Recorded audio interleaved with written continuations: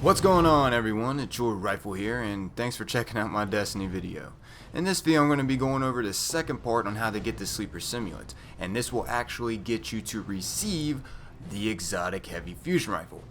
And it's really not that difficult. Once you complete the first part of getting the Sleeper, which in case you guys don't know what to do for the first part, I'll leave a link in the description on a guide I actually made on how you get the first part done. Anyways, to summarize the first part, you'll end up giving the Ikelos fusion core to the gunsmith at the end of the quest.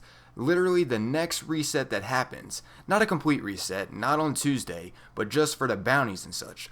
The gunsmith will have a quest for you. Go up to him and he'll send you off on a special saber strike mission. It's just a tad bit tougher than the original, in my personal opinion. If you guys end up having problems with it, well then I suggest doing this cheese for the first part.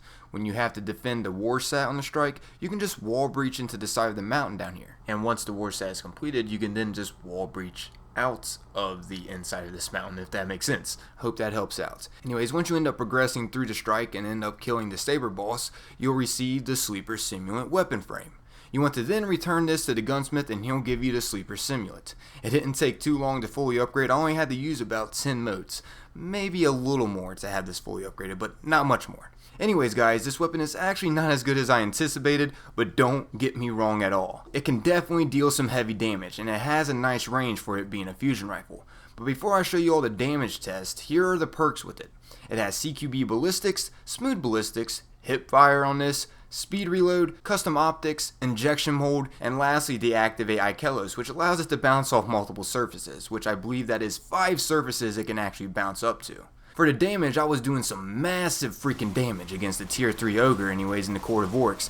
As you guys can see, here's a bunch of damage test shots for you all to witness the massive damage this can actually deal. Not to mention, if you have Void Bow on a target with Bloodbound on, it can deal some amazing damage to all enemies, which is a great combination in my opinion, so use it to your advantage, everybody. I'm sure all you hunters were going to do that anyways, but you don't necessarily have to have Void Bow on for this to do massive damage. I'm just giving some of you hunters a useful tip to use. I know all of you aren't hunters, so don't be like, what the heck, Rifle? You're just getting hunters tips? What the heck's the matter with you, dude? I'm unsubscribing right now.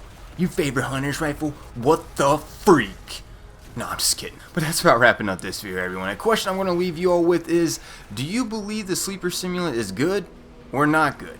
Some people are actually saying that this isn't that good.